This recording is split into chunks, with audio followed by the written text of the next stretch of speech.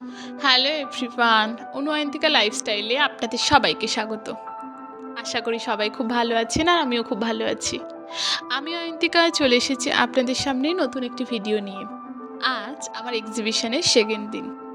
আজ যাচ্ছিলামও একটু দেরি করে, যে ট্রেনটায় গেছিলাম তার পরের ট্রেনটায় যাচ্ছিলাম। আর এটা দুপুরবেলা, ওই 12টার দিকে বেরিয়েছি, তো তাই জন্য দেখুন কেমন রোদ আছে, কিন্তু ঠান্ডাটাও পড়েছে, তাই জন্য সোয়েটার পরে নিয়েছিলাম আর ট্রেনে যাচ্ছিলাম।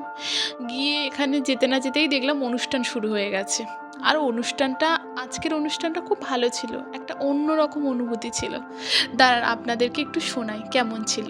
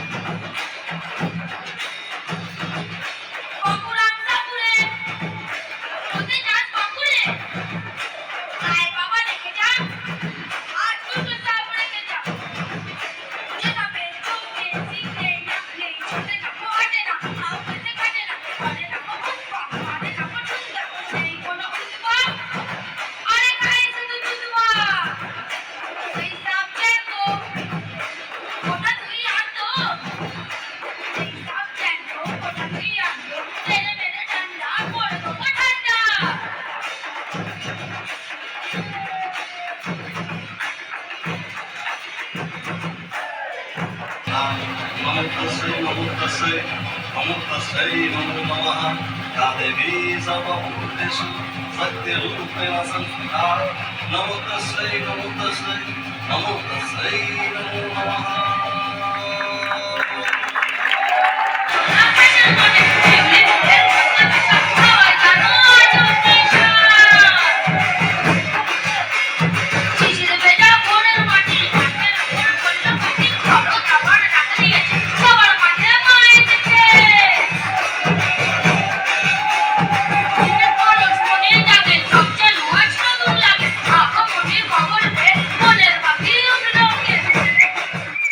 এবার আপনাদেরকে বলি এই অনুষ্ঠান নিয়ে।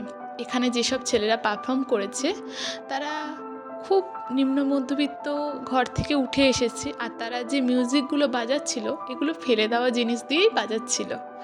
তো আর খুব সুন্দর, এই প্রথম এরকম অনুভূতি হলো।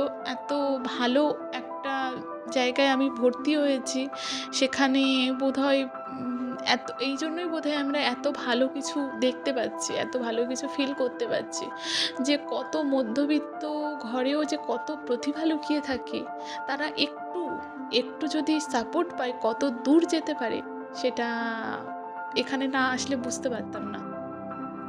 এরপর আমরা যে এক্সিবিশনটা করছিলাম, আমাদের যে প্রজেক্টটা ছিল সেটা নিয়ে আপনাদেরকে বলবো। তার আগে মাঝে একটা টিফিন দিয়ে দিয়েছিল, একটা রোল দিয়েছিল। আর রোল দেওয়ার পরে আমি একটুখানি গেছিলাম অন্য ঘরে, কি হচ্ছিল সেটা দেখবো বলে।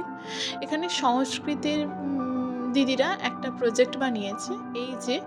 এই অষ্টাবক্র মুনি, সে তার অঙ্গগুলো বাঁকা ছিল, সে কিভাবে শিবের আশীর্বাদে সে তার এই সব অঙ্গ বাঁকা ছিল, সে কিভাবে আবার ঠিক হলো শিবের আশীর্বাদে, সেটা এখানে দেখিয়েছে।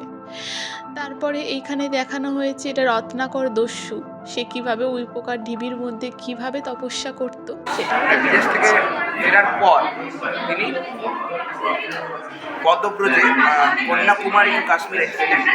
তার সঙ্গে ছিলেন কুয়ে নিবেদিতা, মিস হলিউড প্রভৃতি। আর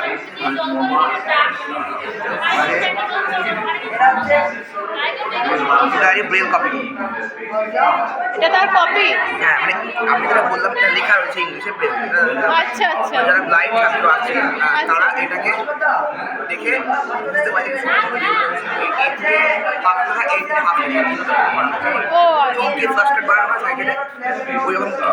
ওইরকম শেপে এটা করা হয়েছে।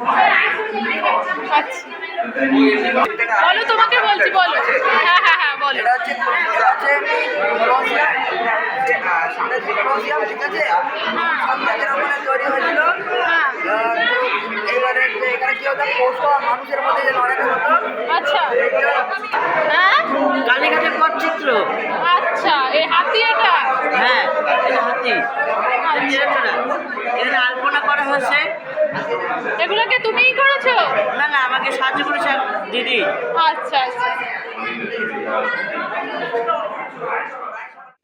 আর এখানে দেখুন সরস্বতী ঠাকুর এঁকেছে। এই যে লোকাচার, লোকবিশ্বাস, লোকের যে বিশ্বাস, আচার অনুষ্ঠান কিভাবে হয়, সরস্বতী পূজা, সেই সব কিছুই এখানে তুলে ধরা হয়েছে। এই সব কিছু কিন্তু ব্লাইন্ডরাই করেছে। আমার এই সব প্রজেক্ট দেখে মনে হচ্ছিল যে এরা শুধু চোখেই অন্ধ, কিন্তু এরা সাধারণের থেকে একটুকুও কম নয়, বরং সাধারণের থেকে অনেক অনেক গুণ বেশি। তারপর ট্রেনের ভিড় সামলাতে সামলাতে বাড়ি চলে আসি, আর দেখুন প্রচুর ভিড় হয়েছিল ট্রেনে। তারপরে আমি অনেক কষ্টে বসার জায়গা পাই।